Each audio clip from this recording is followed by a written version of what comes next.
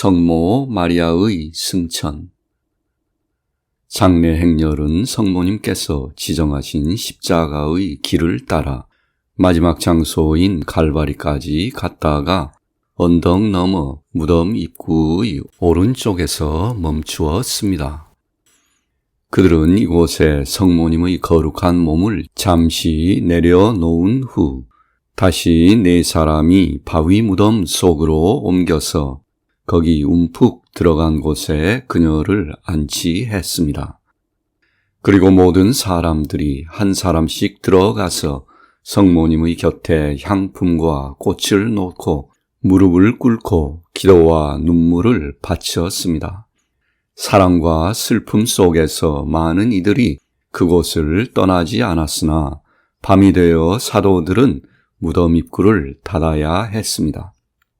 그들은 바위 무덤의 좁은 입구 앞에 도랑을 파고 그 안에 다른 곳에서 가져온 다양한 관목 울타리를 심었습니다. 그들은 옹기종기 모여 흩어졌습니다. 하지만 일부는 남아서 기도하며 무덤을 지켰고 다른 일부는 십자가의 길 여기저기에서 멈춰 기도했습니다. 집으로 가는 길에 사람들은 멀리서 성모 마리아의 무덤 위에 이상한 광채가 나는 것을 보았는데 그들은 그것이 무엇인지 몰랐지만 놀라움을 금치 못했습니다. 나도 그것을 보았는데 나는 이것만 기억합니다. 마치 하늘에서 무덤을 향해 빗줄기가 내려오는 것 같았습니다. 그리고 이 빛 속에 성모님의 사랑스러운 영혼이 우리 주님의 형상과 함께 있었습니다. 그런 다음 축복받은 동정녀의 몸이 빛나는 영혼과 결합한 후 무덤으로부터 빛을 발하며 우리 주님의 형상과 함께 하늘로 상승했습니다. 이 모든 것은 절반 정도만 현실적이었지만 내 기억에는 분명하게 남아 있습니다. 밤에 나는 바위 무덤 앞 작은 동산에서 여러 사도와 거룩한 여인들이 기도하고 노래하는 것을 보았습니다. 그때 넓은 빛의 기둥이 하늘에서 바위 위로 내려왔는데 나는 그 안에서 천사들과 영들의 삼중원의 영광이 우리 주님과 성모 마리아의 빛나는 영혼을 둘러싸고 내려오는 것을 보았습니다. 그리스도의 상처의 흔적에서는 빛이 흘러나오고 있었는데 예수님은 그녀의 영혼 앞에서 내려왔습니다. 나는 영광의 가장 안쪽 원 안에 있는 마리아의 영혼 주위에서는 어린 아기들의 작은 형상만을 보았습니다. 가운데 원에서는 6살 정도의 아이들이 보였습니다. 그리고 가장 바깥쪽 원에는 성장한 젊은이들이 있었습니다. 나는 그들의 얼굴만 선명하게 볼 수 있었고 나머지는 모두 찬란하게 빛나는 빛의 형상으로 보였습니다. 이 환상이 점점 더 선명해지면서 바위 위로 내려오는 동안 나는 빛나는 길이 열리고 하늘의 예루살렘으로 이어지는 것을 보았습니다. 그때 나는 예수님의 뒤에서 따르던 성모 마리아의 영혼이 그분을 지나 앞으로 나아와 무덤으로 내려가는 것을 보았습니다. 그리고 곧바로 나는 성모님의 영혼이 그녀의 변모된 몸과 연합하여 강렬하게 밝고 선명하게 무덤으로부터 상승해서 우리 주님과 또 모든 영광과 함께 천국 예루살렘으로 승천하는 것을 보았습니다. 그런 후 모든 광채는 사라졌고 고요한 별이 빛나는 하늘이 땅을 덮었습니다. 나는 무덤 앞에서 기도하던 사도들과 거룩한 여인들이 이 모든 일을 같은 방식으로 보았는지 알지 못합니다. 하지만 나는 그들이 놀라움으로 위를 바라보며 경배하거나 또는 경외감으로 가득 차 얼굴을 땅에 대고 엎드리는 것을 보았습니다. 나는 또한 빈 상여를 들고 집으로 돌아가는 길에 십자가의 길을 따라가며 기도하고 노래하던 몇몇 사람들이 얼마나 큰 경외심으로 바위 무덤 위의 빛을 향하여 헌신하는지 보았습니다. 그러므로 나는 축복되신 동정녀가 통상적인 방법으로 죽는 것을 보지 못했으며 또 그녀가 바로 하늘로 올라가는 것도 보지 못했습니다. 그러나 나는 먼저 성모 마리아의 영혼이 그리고 그 다음에 그녀의 몸이 지상에서 하늘로 들림 받는 것을 보았습니다. 집으로 돌아온 사도들과 제자들은 음식을 조금 먹고 쉬었습니다. 그들은 집 밖에서 지은 창고에서 잠을 잤습니다. 집에서 일을 정리하던 마리아의 여종과 그녀를 돕기 위해 거기에 머물렀던 다른 여인들은 난로 뒤의 방에서 잠을 잤습니다. 장례를 치르는 동안 여종이 이곳에서 모든 것을 제거해서 이제 성모님의 집은 작은 채플처럼 보였는데 그 이후로 사도들은 이곳을 기도와 거룩한 희생을 바치는데 사용했습니다. 오늘 저녁에 나는 그들이 여전히 자신들의 방에서 기도하고 애통하는 것을 보았습니다. 여인들은 이미 잠들어 있었습니다. 그때 나는 사도 토마스와 2명의 동료가 띠를 동여맨 채 뜰에 도착하여 문을 두드리는 것을 보았습니다. 너무 늦게 왔다는 사실을 알고 그들이 얼마나 괴로워했습니까? 토마스는 마리아의 죽음을 듣고 어린아이처럼 울었습니다. 제자들은 그의 발과 그의 동료 요나단의 발을 씻기고 그들에게 물을 주었습니다. 그 사이에 여인들은 깨어나서 성모님의 방에서 물러났고 토마스와 요나단은 성모님이 세상을 떠난 곳으로 인도되었습니다. 그들은 쓰러져 땅바닥을 눈물로 적셨습니다. 토마스는 성모 마리아의 작은 제단에서 오랫동안 무릎을 꿇고 기도했습니다. 그의 슬픔은 말할 수 없이 감동적이었는데 생각하면 지금도 눈물이 납니다. 중단 없이 하던 기도를 마친 사도들은 모두 가서 새로 도착한 이들을 환영했습니다. 그들은 무릎을 꿇고 있는 토마스와 요나단의 팔을 잡고 일으키며 껴안고 꿀과 작은 빵을 주었습니다.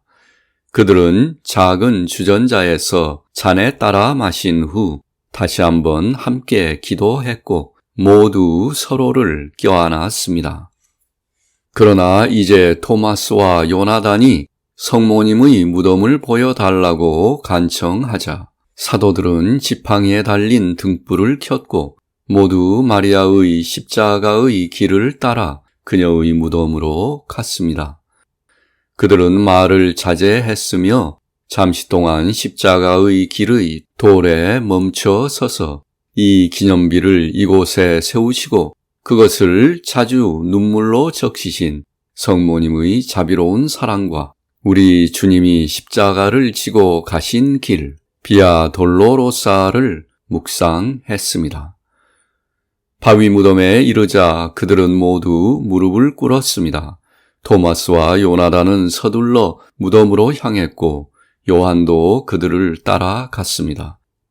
2 제자는 입구의 덤불을 뒤로 하고 들어가 축복받은 동정녀의 안식처 앞에 경건한 마음으로 무릎을 꿇었습니다.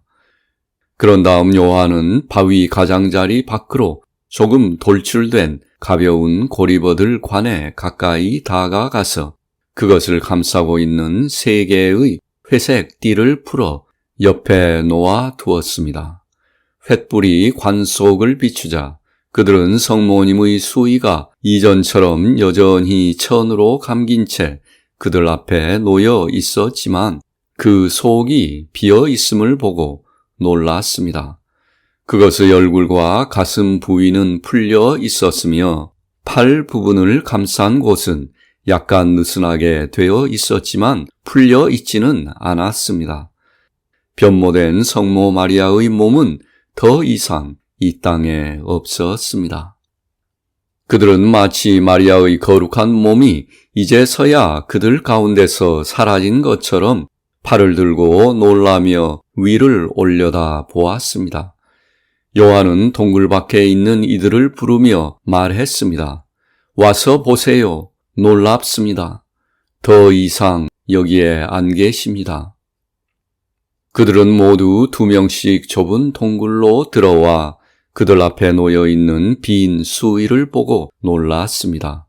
그들은 2 팔을 들고 하늘을 우러러 울면서 기도하며 헌신된 자녀처럼 주님과 그분의 사랑하는 변모하신 어머니이시며 또한 그들의 참으로 사랑하는 어머니를 찬양하고 성령이 이끄시는 대로 모든 사랑을 말했습니다.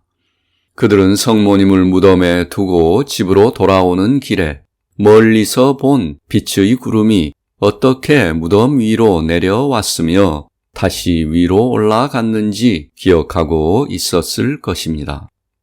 요한은 고리버들 관에서 성모님의 수의를 경건하게 꺼내어 접어서 조심스럽게 싸서 가지고 갔습니다. 관은 뚜껑을 닫고 다시 띠로 묶어 두었습니다. 그들은 십자가의 길을 따라 집으로 돌아오면서 기도하고 찬송을 불렀습니다. 1820년 8월 20일 대부분의 제자들은 여러 가지 헌신을 바친 후 본래의 의무로 돌아왔습니다.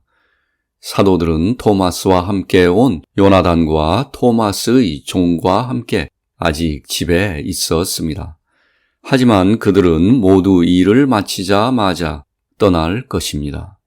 그들은 성모님의 십자가의 길에서 잡초와 돌을 제거하고 아름다운 관목과 약초와 꽃을 심었습니다. 일을 하는 동안 그들은 기도하고 노래했는데 그들을 보는 것이 얼마나 감동적인지 말로 표현할 수 없습니다. 그들은 마치 사랑과 슬픔 속에서 슬프지만 아름다운 엄숙한 예배를 드리고 있는 것 같았습니다. 헌신적인 자녀처럼 그들은 사랑의 헌신 속에서 신성한 아들이 가신 구속의 죽음에까지 이르는 십자가 고통의 길을 따라가신 하느님의 어머니이시며 그들 자신의 어머니의 발자취를 아름답게 장식했습니다. 모든 일이 끝나자 그들은 성모 마리아의 방을 경배의 장소로 만들었습니다. 마리아의 여종과 몇 명의 여인들이 그 집에서 계속 살았습니다. 얼마 후 사도들은 헤어져 서로 다른 길을 갔습니다. 바톨로메, 시몬, 유다, 필립, 마테오가 감동적인 작별 인사를 하고 먼저 그들의 선교지로 떠났습니다. 요한을 제외한 나머지 사람들은 잠시 머무른 후 모두 함께 팔레스타인으로 가서 헤어졌습니다. 그곳에는 많은 제자들이 있었는데 몇몇 여인들도 그들과 함께 에베소에서 예루살렘으로 갔습니다. 8월 22일 안나 카타리나 에머릭 수녀는 말했습니다. 이제 요한만 남았습니다. 다른 사도들은 이미 모두 떠났습니다. 나는 요한이 성모 마리아의 뜻대로 그녀의 옷을 성모님의 하녀와 때때로 그녀를 도우기 위해 오는 다른 소녀에게 나누어 주는 것을 보았습니다. 그 중에는 세 왕이 준 것도 있었습니다. 나는 또한 그녀가 카나의 혼인잔치와 십자가의 길에서 입었던 줄무늬 옷도 보았습니다.